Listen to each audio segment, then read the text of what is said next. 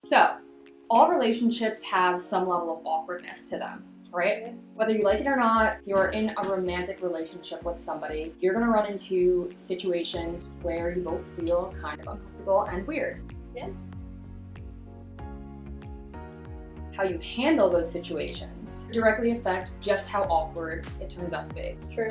True. Most people would like to keep the awkwardness at a minimum. I would agree with that. And can you blame them? No. But most people aren't sober. Heck, this video isn't.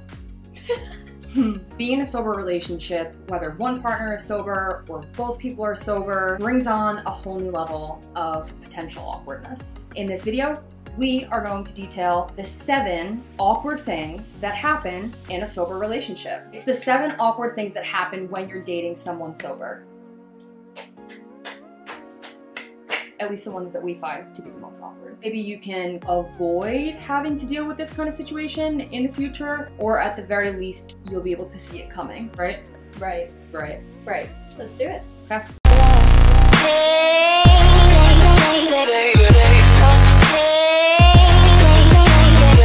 Hi everyone, I'm Allie K.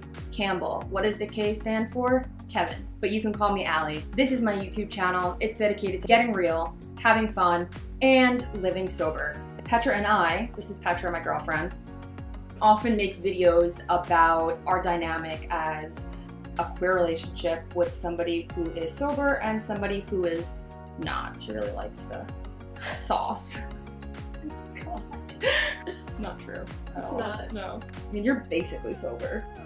Yeah. So maybe we're just a sober relationship, but not necessarily, because there are still rare occasions where Petra will be drinking once In the past, in like, 3 months. Yeah, but it still happens.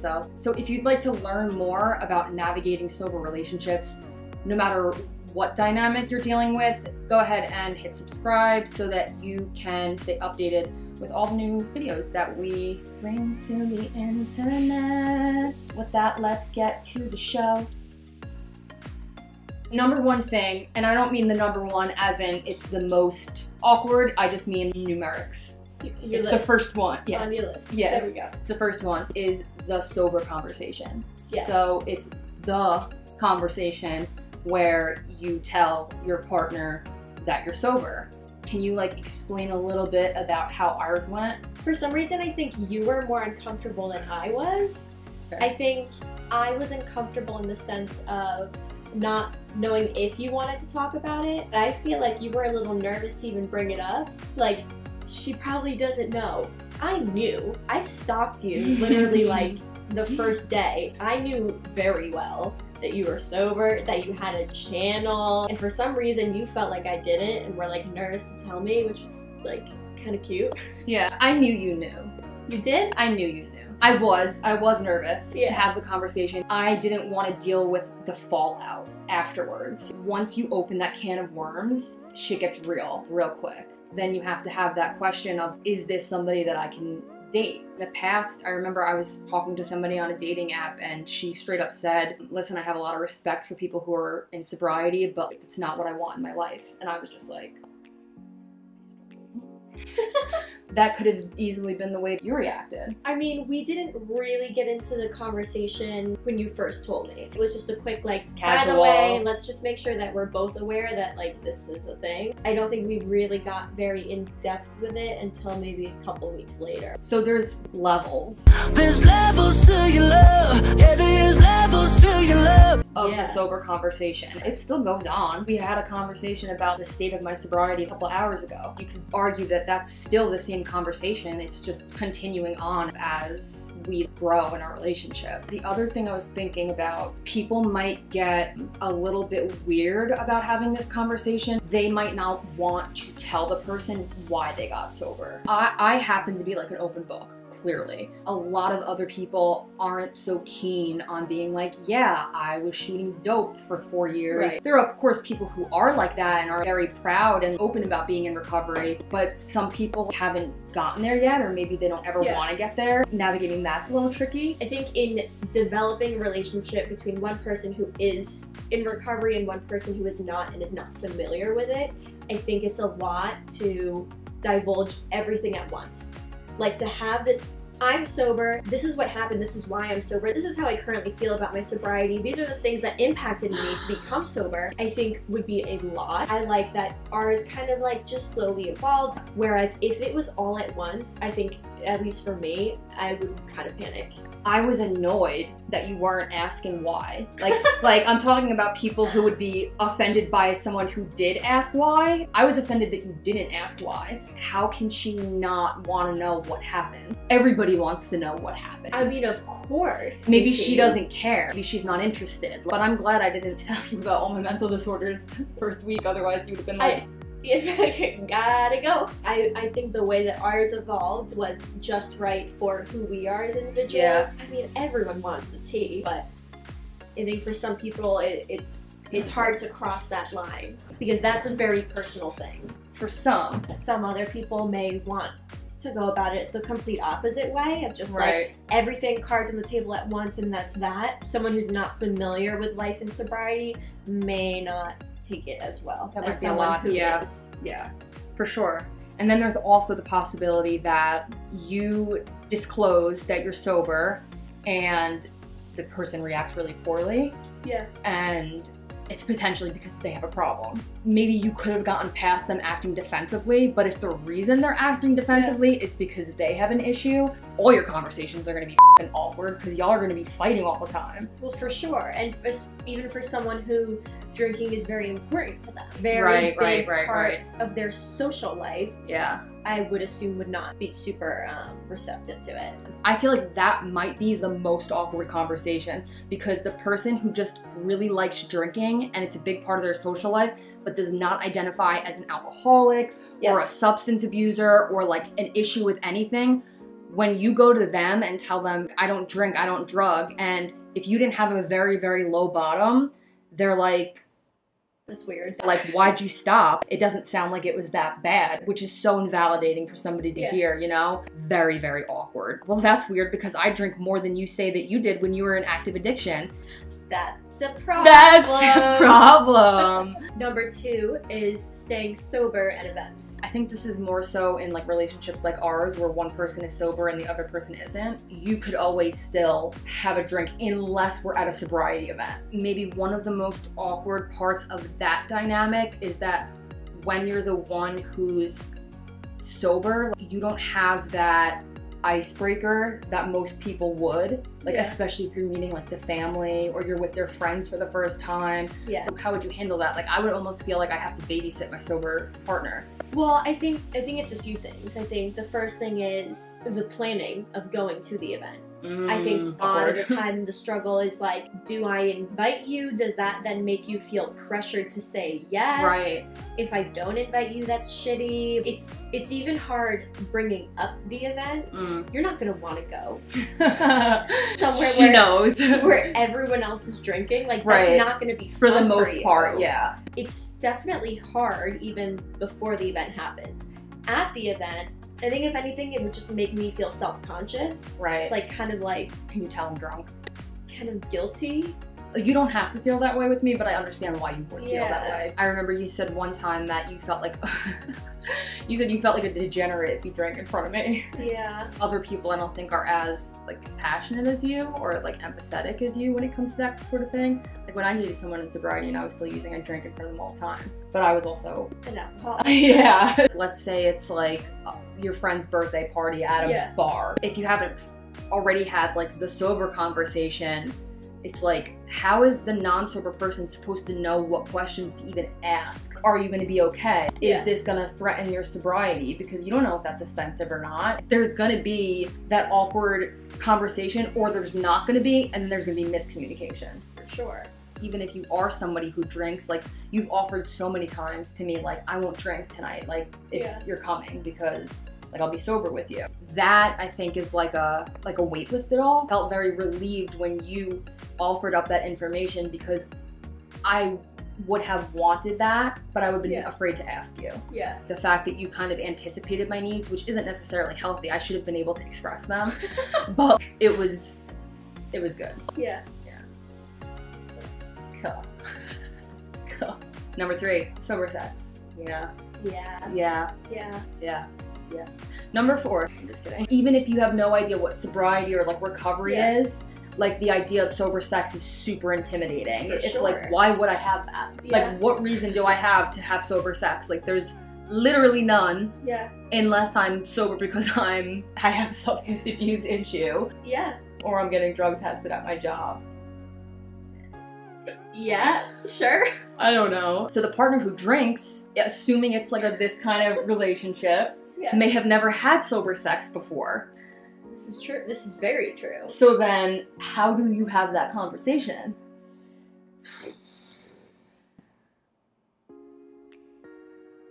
Awkwardly. Yeah, I don't know what that conversation would be like. If the person, I think, is in touch with their feelings and is like an expressive person, they would just say, so before we get into this, like, this is my first time like actually being sober with somebody intimately, which is like awful to have to admit, because it's like, I thought I was the alcoholic.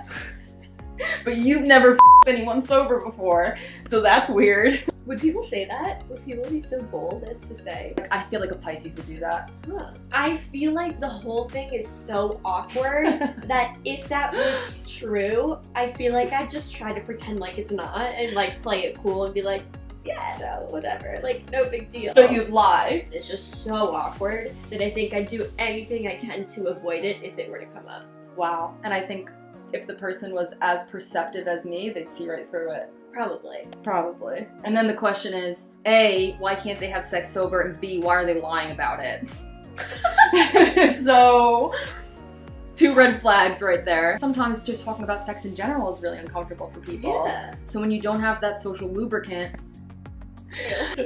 well, because it's a lot. Because assuming that this is like still towards the beginning stages of your relationship, you don't really know each other that well. It's a very intimate conversation. Yeah. All awful. I know couples who like still to this day need something to have sex. Like they need to like drink, or it's become habit now at this point where they only end up having sex on the nights that they have wine with dinner. The more communication, the better. Sex lives can crumble from silence and from miscommunication, like very easily. And the first conversation is the worst. Yeah. That's the thing. Like the first conversation is like the most awkward and uncomfortable. Yes. But after that, I feel like it's much easier. Number 5 is bonding. I would go as far as to say that most people bond over alcohol. For sure. Couples, friends, family. For sure. Getting drunk, specifically getting drunk with somebody is this, at least in America, almost like a rite of passage for a friendship. Up together, oh now I with you. That's so true. I even think back to like right out of college, like meeting new friends and it being this like, we still haven't drank together. Yes. And that was kind of like the little missing piece that you needed to like really be friends. Right. If you jive well with each other in that situation where you're arguably your worst self, then like, you'll be fine when you're sober. I mean, at the end of the day, what we want is to connect with people, right? Yeah. So it's like doing that little like initiation dance is really just a way to become vulnerable with the person really quickly without doing it in a way that is comfortable. Because I've asked Petra, what about this situation is the toughest for you, or what stands out for you as challenging? And a lot of the time you have answered us not being able to have a crazy night out together, which I would miss too. There's a part of me that definitely would like to be able to do that with you, but I mean, I'm at the point, like my immediate thought now is to play the tape through, and like it wouldn't be fun. We're not just wishing like, oh, if Allie wasn't sober, we could do this. We're like wishing if Allie wasn't sober and not a hot mess, we could do this. So it's really like we're reaching. I understand why somebody would want that, because it's like really quick intimacy. You gotta build it another way. Yeah, which is a harder way for sure. Absolutely. More awkward. Yeah. It gets more real. It's a different dynamic. For sure. You have to do other things that you can bond over. You need to get a little creative. And it's not like you have a bonding conversation. It's not like, so Tuesday at 5, we're gonna bond. You have no excuses. Whereas, like, if you're brutally honest when you're sober, you can't be like, I didn't mean that, I was drunk. Right. Like, you can be unapologetically yourself when you're drunk. Yeah. But if it's not received well, you can be like, oh my God, no, like, I said that. No, Yeah. I didn't mean that. I was like, so up. Yeah. Yeah. Number 6 is explaining priorities. Lots of people in sobriety or recovery or whatever you want to call it spend a lot of their time working on their sobriety and their recovery. Very committed to self-development, like on one when it comes to like evolving spiritually as a human being, myself included. Like sometimes I'm a little much. Having to explain that to somebody, especially somebody who's not been thrown into the world of this is a spiritual disease, can be a little bit trying. People will sometimes get upset with their partners if they're, for instance, constantly at meetings, or if they're talking to other females who are sober. Say in our situation, if most of my network are gay women, then really it's just me shooting the shit with gay women, and like it would be completely within reason for you to feel some type of way about that. The worst part of it is like you don't even get to say anything about it because I'm just like, well, it's for my sobriety. That's a tough one. Because it's like yes and no. Am I thrilled that you're constantly speaking with other attractive gay women who can maybe relate to you more?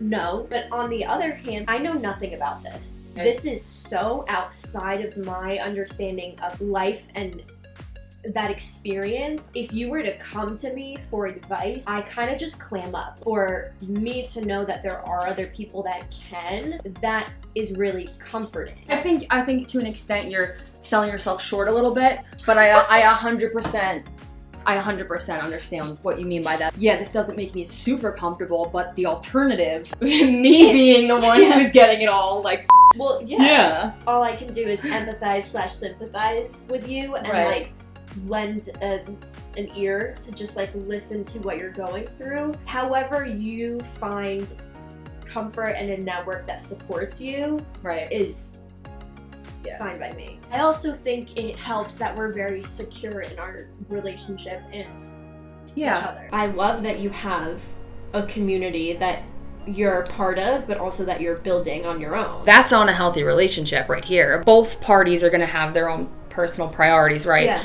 If you're somebody who drinks, alcohol might be a priority in your life. And whether it's a big priority, a small priority, is beyond the point. The fact of the matter is that if you drink regularly, meaning even if it's once a month or 6 times a month, like you do make alcohol a priority. Bringing that up to somebody who like previously hasn't addressed that because they maybe haven't had a need to, who knows? Like I don't think a lot of people ask that question unless external factors come into play. I feel like the person who drinks needs to be almost like confident and unapologetic about the fact that it is a priority for them. Yeah.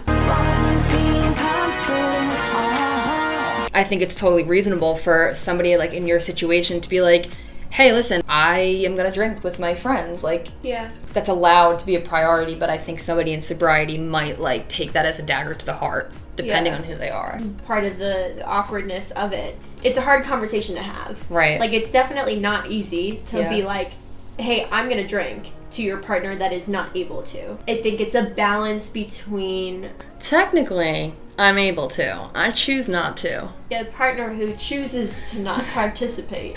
Yes. I think it's a very delicate balance of prioritizing yourself and the things that you want to do, and your partner and the things that their level of comfort. Yeah. This is a really tricky one. This is one that I still struggle with. It brings up the question, why do you drink?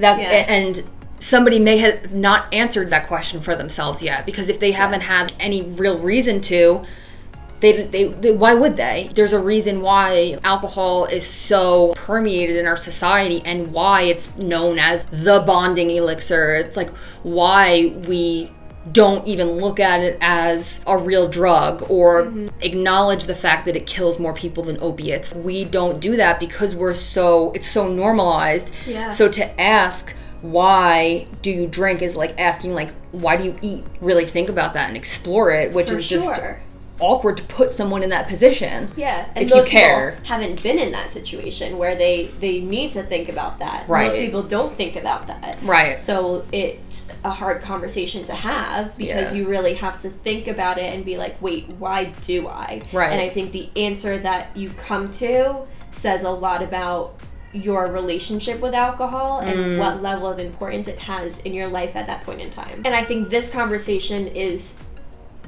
arguably one of the most important ones to have. Absolutely. And to be brutally honest with.